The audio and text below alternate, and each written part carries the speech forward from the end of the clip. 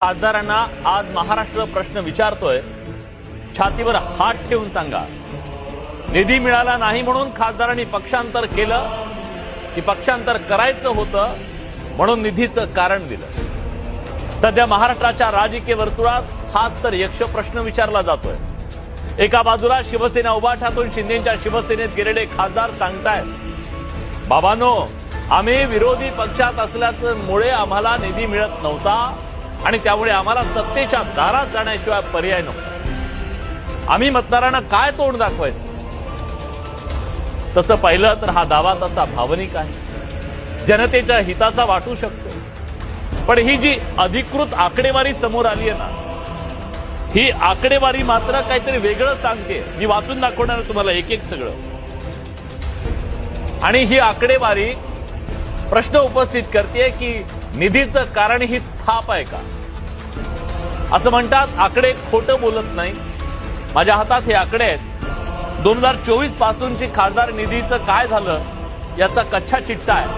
त्यानुसार परभणीच्या संजय जाधवांना 14 कोटी 75 लाख रुपये मंजूर झाले। खर्च किती झाले तर फक्त 4.25 कोटी। संजय देशमुखांना 18 कोटी मिळाले, खर्च झाले फक्त 1.25 कोटी। संजय दिना पाटलांना 15.5 कोटी मंजूर झाले आणि खर्च झाले फक्त 15 लाख रुपये। वाकचौरे साहेबांनी 14 कोटी मधून फक्त 71 लाख रुपये खर्च केले। ज्यांनी निधी अभावी आतापर्यंत खंत व्यक्त केली त्या आष्टीकरांनी 19 कोटी पैकी 5.6 कोटी रुपये खर्च केले। ओमराजे निंबाळकर त्यांनी पण कारण तेच दिलं। 18.5 कोटी पैकी जेमतेम 2 कोटी पर्यंतचा त्यांचा खर्च। आता जनतेनं या सगळ्यावर काय म्हणावं?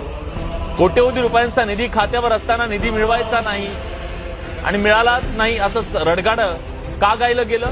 की निधी वाटपात खरंच भेदभाव केला जातोय हा जनतेचा सवाल आहे।